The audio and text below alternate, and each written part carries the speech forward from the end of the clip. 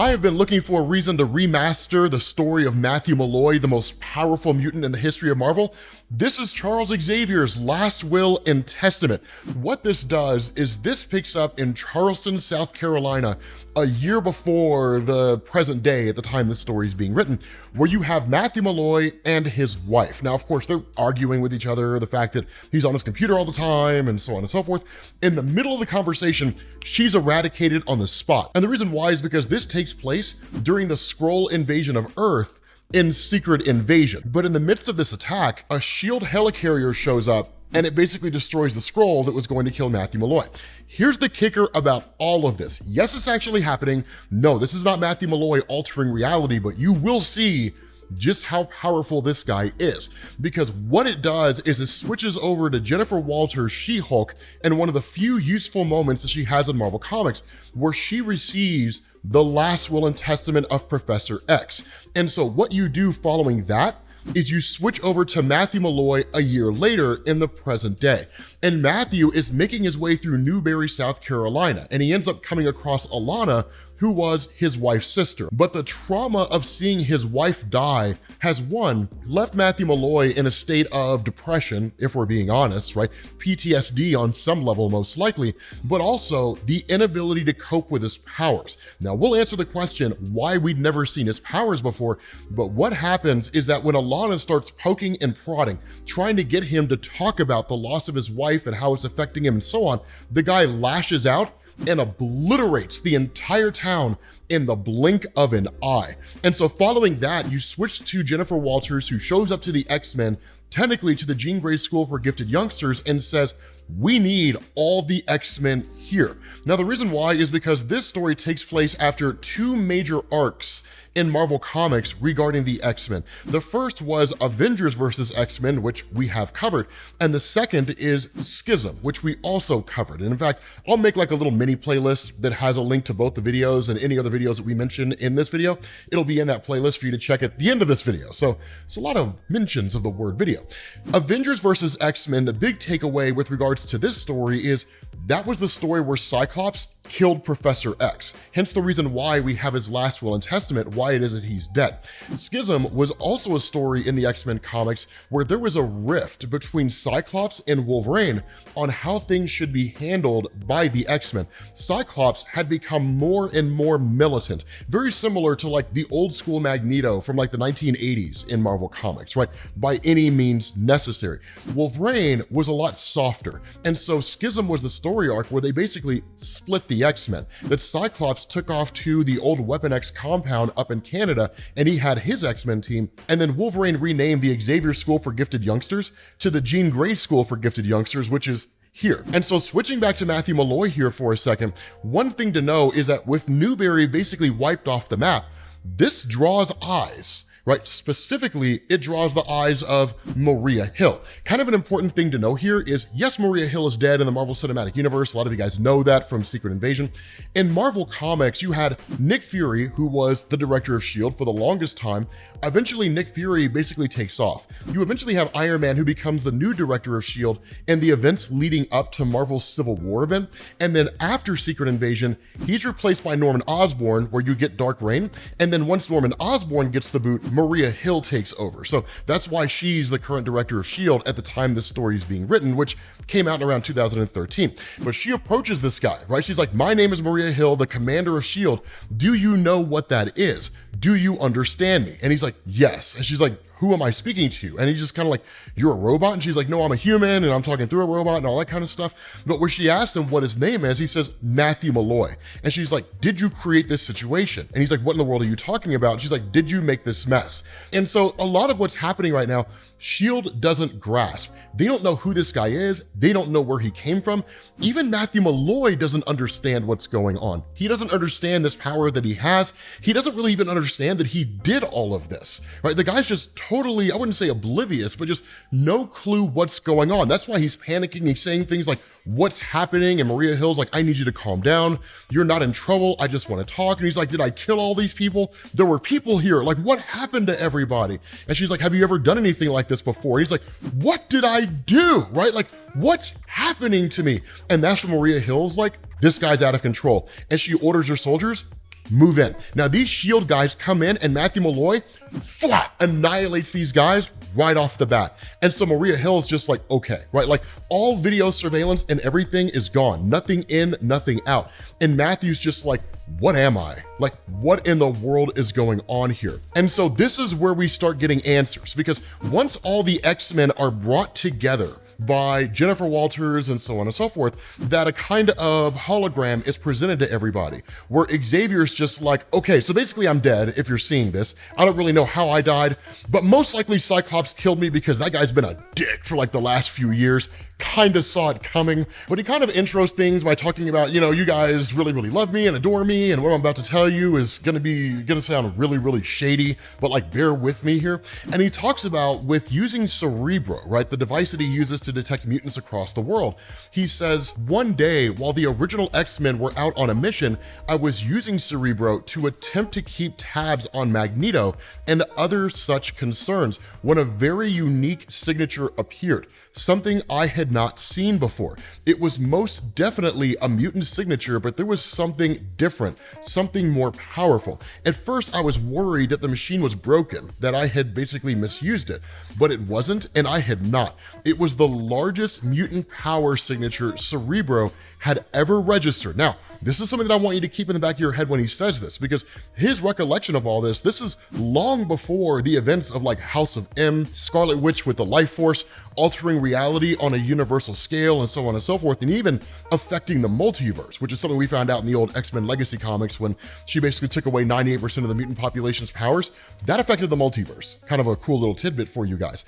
Keep this in the back of your head, because later on, we will get the comparison of Matthew Malloy's power and Scarlet Witch's power after the events of House of M. And that's when it's really gonna blow your mind. But he says, I was immediately filled with such hope, such a thrill of discovery, but then suddenly a wave of panic washed over me. I couldn't breathe, right? What if like Magneto had got his hands on this guy or used it already? Because back then Magneto was like exceedingly militant, and any mutant that he could find that was powerful enough that it could instill fear in humanity, he would go after without fail. And so what Xavier says is, he says, one would think that I would be used to the fact that so many emerging mutants were so young, but this one was so powerful and so young. He seemed so ordinary. His name was Matthew Malloy, and he was 8 years old. And so what ends up happening here is Xavier shows up to speak with Matthew Malloy and to talk with Matthew Malloy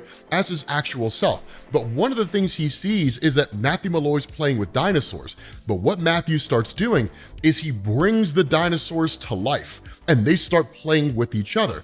And what ends up happening is Matthew's power begins to run amok, right? Matthew, as an 8-year-old kid, doesn't fully grasp what he's doing. And that's why he says stuff like, this is a grudge match. This is for everything, right? And like, as they're fighting each other, the entirety of the house just kind of gets blown to pieces, or at least severely damaged. Xavier's knocked out of his wheelchair, the whole 9 yards. And he even says, if not for my mutant powers, I would have died right there. And he says, authorities arrived, but I was able to mentally manipulate them into fleeing the scene before they were accidentally hurt or killed. But I was unable to enter the boy's mind. I was unable to psychically suggest anything to him. I was unable to make him sleep or paralyze him or any of the other ways my specific abilities are able to stop such chaos. So even at 8 years old, this kid's ability to alter and control reality is on such a level that arguably the most powerful telepath in the world could do nothing against this kid. And he says, every time I tried, the boy would, almost on instinct, on reflex, erupt with this destructive power. It was not concussive, it was not elemental, it was something different, as if the world around him were being turned inside out and pushed outward. The best thing I could do was convince his mind that I was no longer there, and even that made the young boy agitated and suspicious. He knew something was wrong. I was at an impasse. And so what in effect was going on is that at 8 years old, this kid who has the ability to control and alter the very fabric of the universe itself is doing it subconsciously. And it's terrifying to Professor Xavier, because he says if the world found out that there was an uncontrollable mutant of such horrific capabilities, our chances of finding peace within the human world would be impossible. And so without understanding what he was, I could not help him control these abilities. And so what Xavier ended up doing is he basically manifested himself in the form of a young boy, and that as this young kid, he would talk to Matthew Malloy. He would spend time with Matthew Malloy. He learned that at 8 years old, Matthew had accidentally killed his parents. They were yelling at him about something and he just willed them out of existence. He doesn't really understand what it was that he did. He doesn't grasp the reality of what he had done, but that's what had happened nonetheless. And so you get this moment where Xavier really starts to understand just how dangerous this kid is, that because of his age, because of his power, there is no bringing and reeling this kid in and teaching him how to use his abilities. So Xavier does the only thing he can do. He says, it goes against everything I believe as an educator, as a doctor, as a mutant, and as a man, but I use my powers to slowly and carefully take away his ability to access his. So he literally put mental blocks in place so Matthew would never have access to his powers. And that's not where it stops, because what Xavier says is, if I'm dead, if you're seeing this and I am gone, those mental blocks are removed. There's nothing to stop this guy from being able to access his powers. And that's what's so crazy here is there's a kind of flashback moment when Xavier is talking to Matthew and Matthew realizes that Xavier appearing as what is in effect like a high school kid by this point, that it's not actually Xavier, right? He's able to see through the telepathic illusion that Xavier created. And he's like, who are you? Like, what's going on here? And Xavier literally explains everything. He's like, at the time that we first met, you were 8, you were too young, your powers were dangerous. I put mental blocks in place to effectively shut them down. But when he explains the gravity of things, Matthew actually says, take me out, right? Like, kill me, right? If that's the only thing you feel like can really be done in order to keep me from being a threat to the world, then do it. And Xavier's just like, no. And so what the two of them agree to do is for Xavier to full on put mental blocks under Matthew's full cooperation, so he can never, under any circumstance, access his powers. He will never know he has powers. But again, Xavier's dead, the mental blocks are gone, and what he tells the X-Men is it's only a matter of time before Matthew's powers emerge. And because he is in effect oblivious to anything that had previously happened to him in his life, as far as he's concerned, he's just a guy who woke up one day, started doing some crazy stuff, and he has no clue what's going on. And so switching back over to Maria Hill, where she's talking with S.H.I.E.L.D., she's like, get the Avengers. And they're like, the Avengers are all off planet. Now, I think the reason why this takes place, if I have my dates lined up correctly, and I'm pretty sure I do, this story takes place during Jonathan Hickman's Avengers: The New Avengers run and the first story arc of Avengers World. So right now, the core Avengers, the ones that could actually do anything or potentially do anything, they couldn't. And you'll see how helpless they would have been in this situation. Anyway, that they're all on Mars dealing with like Abyss, Ex Nihilo, Aleph, the whole 9 yards. If you don't know what that means, don't worry about it. It's not important to this conversation. Just know there's a reason why they're not here and why they cannot be called in. But at the end of the day, Cyclops is hesitant about all of this because he sees this whole thing as Xavier being a hypocrite, right? Xavier's whole message was being a mutant is a gift and that kind of stuff.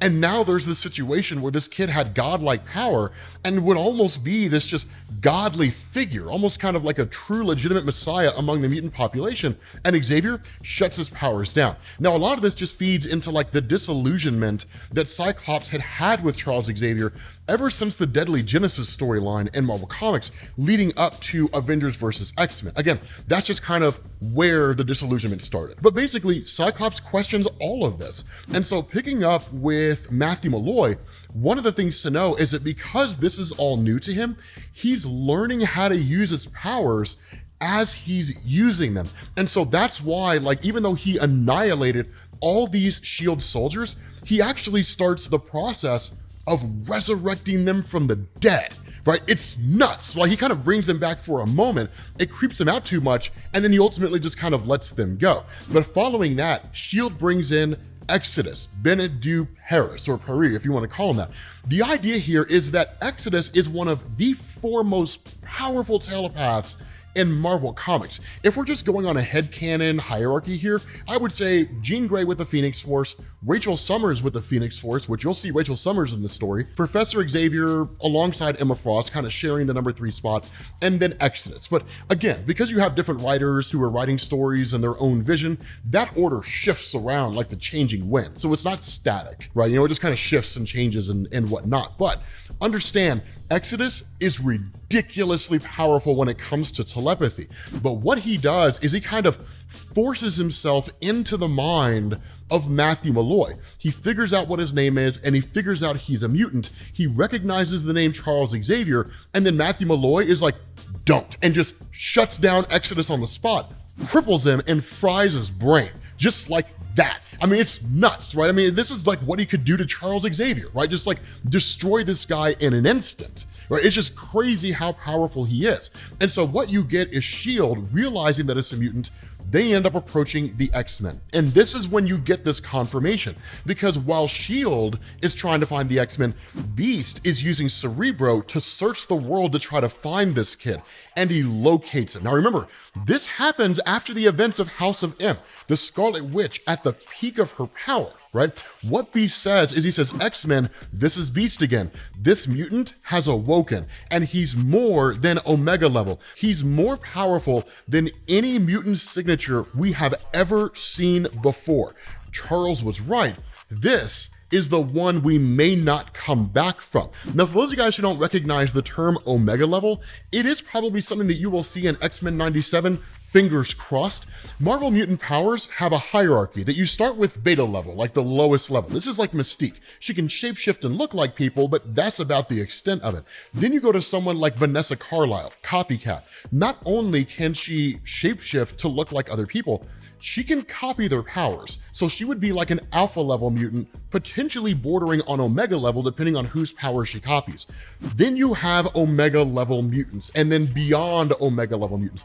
These are the OP guys. These are people who are a fundamental danger to existence itself. Someone like Storm or Iceman Bobby Drake, who could just kill all life on Earth. People like Franklin Richards, the son of Reed Richards from the Fantastic Four, who can alter reality on a universal scale, right? He's a beyond Omega level mutant. Guys like Magneto are Omega level, right? This is the kind of power that we're talking about. And you can see it on a telepathic, telekinetic level. People like Rachel Summers, which is actually who we pick up with here, whose telekinesis is so fine-tuned that she can actually control sand to create holograms. I mean, it's just all kinds of stuff, right? It's all kinds of crazy things that make these characters so powerful. But unlike Exodus, who forced his way into the mind of Matthew Malloy, that what Rachel does is she just kind of observes telepathically. And they even ask her, like, are you getting into this guy's mind? She's like, absolutely not. That's crazy talk. That's never going to happen.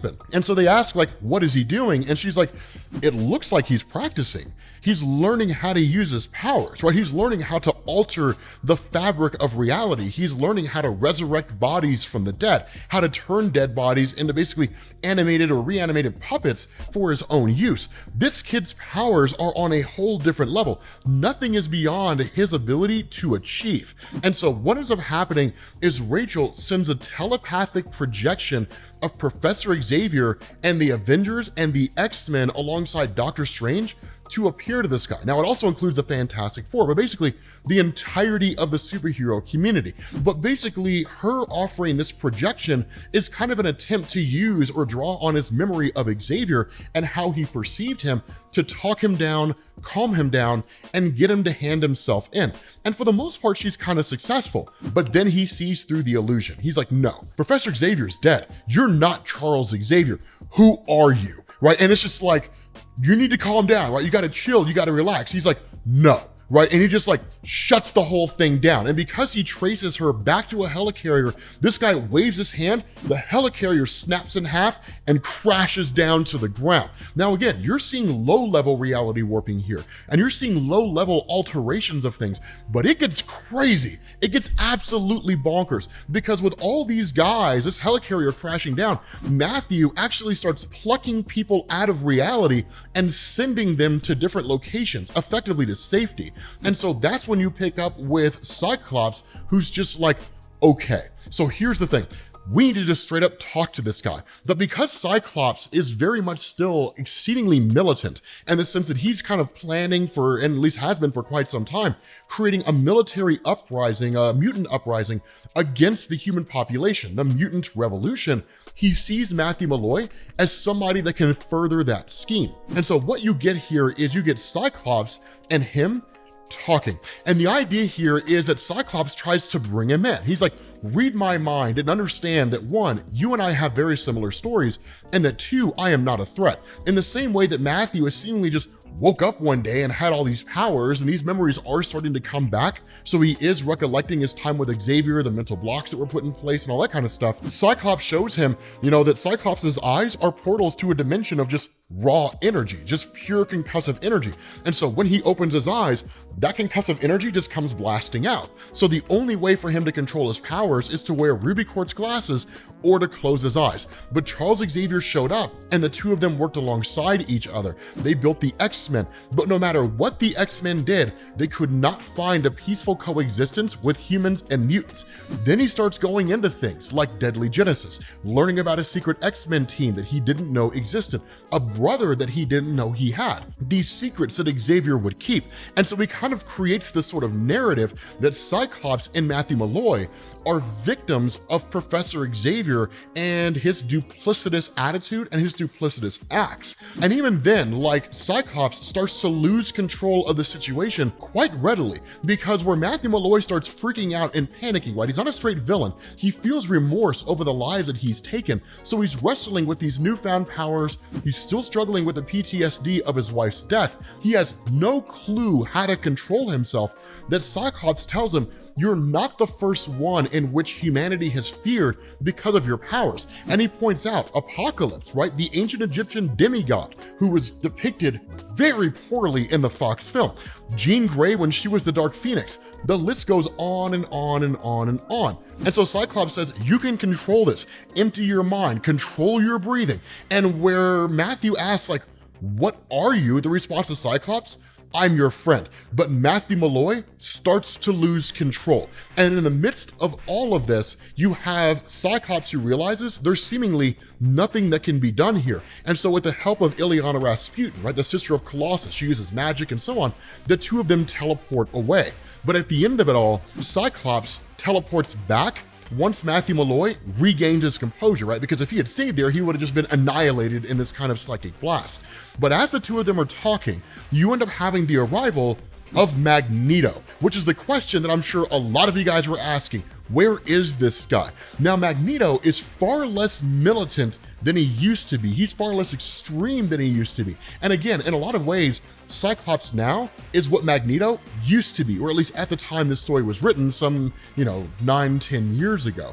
But Magneto points out the hypocrisy of Cyclops himself. You don't actually want to save this kid or give him a better life. You want to use him to instill fear in humanity. If you mess with us X-Men, Matthew Malloy is gonna come and get you, right? It's the ultimate deterrent. And so what ends up happening is, because this picture is painted, and even as Cyclops pulling out a lot of these realities, things that Magneto had done over the years. The fact that he's killed innocent people so often, he's responsible for the paralysis of Professor Xavier, that he doesn't really poison Matthew Malloy against Magneto so much as point out all the flaws of Magneto and say, do you really believe this is the kind of guy you want to follow? Matthew sides with Cyclops and whisks Magneto away, literally sends him off. And that's when Magneto has this conversation with these kind of younger mutants who are around there and saying, there's nothing to be done for Matthew. And if Cyclops stays on this current course, it will lead to the ruin of all. This entire conversation is overheard by Eva Bell, also known as Tempest. She will become important, probably the single most important person, as we get to the end of this video.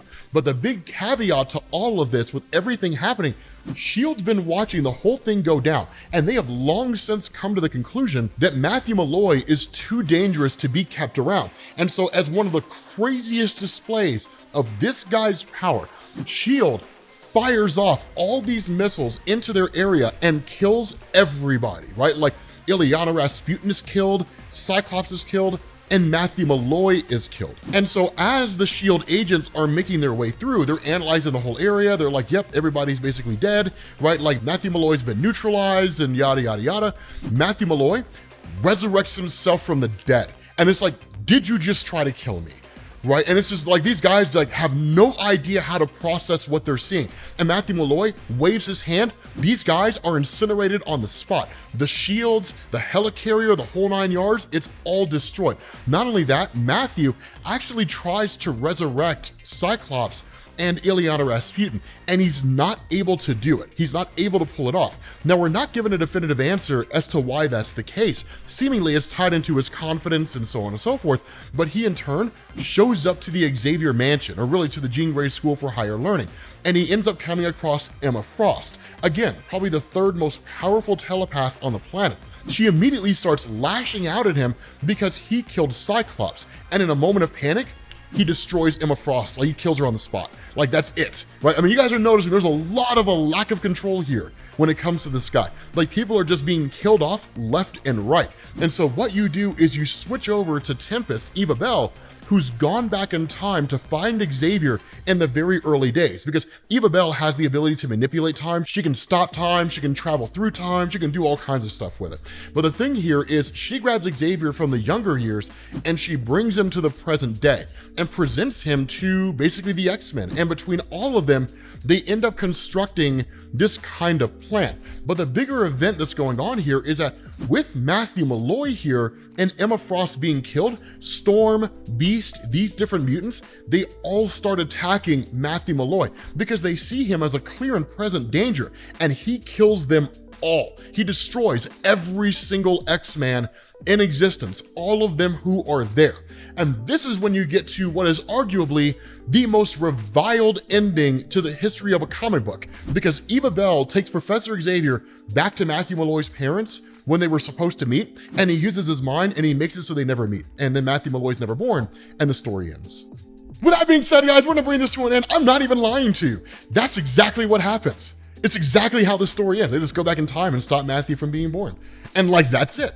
And everybody's alive because the past has been altered, so nobody died. And like, that's all there is to it. It's one of the crappiest endings in the history of Marvel Comics. But make sure you guys check out the playlist for the other videos, which I promise are better than the ending of this one. And I will catch you all later. Peace.